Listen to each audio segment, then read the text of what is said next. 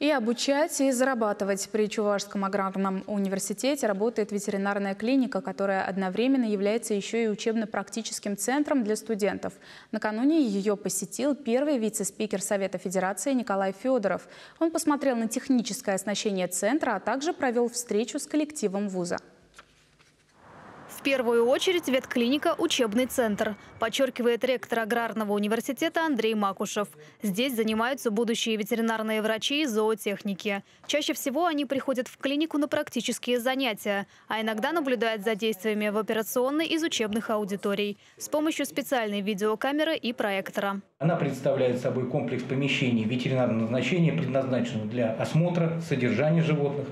Уникальностью этой клиники является то, что в ее составе имеется вся необходимая аппаратура, все необходимое оборудование для проведения ветеринарных операций и иных манипуляций с животными. Год назад в ветеринарной клинике провели капитальный ремонт. За 7 месяцев здесь обновили все кабинеты, установили современное оборудование и внедрили цифровые системы лечения и обслуживания четвероногих пациентов. На модернизацию учебно-практического центра федеральный Минсельхоз выделил целевую субсидию в размере 8 миллионов рублей. Еще 4 миллиона – собственные средства аграрного университета. Понемногу клиника окупает вложенные деньги, признается ректор вуза. По словам Андрея Макушева, ее среднемесячный доход составляет порядка 250 тысяч рублей.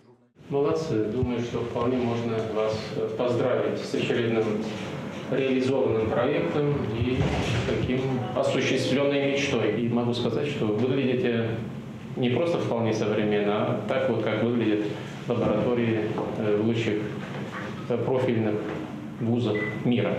Николай Федоров поблагодарил коллектив аграрного университета за подготовку высококвалифицированных специалистов для агропромышленного комплекса республики и вручил ректору почетную грамоту Совета Федерации.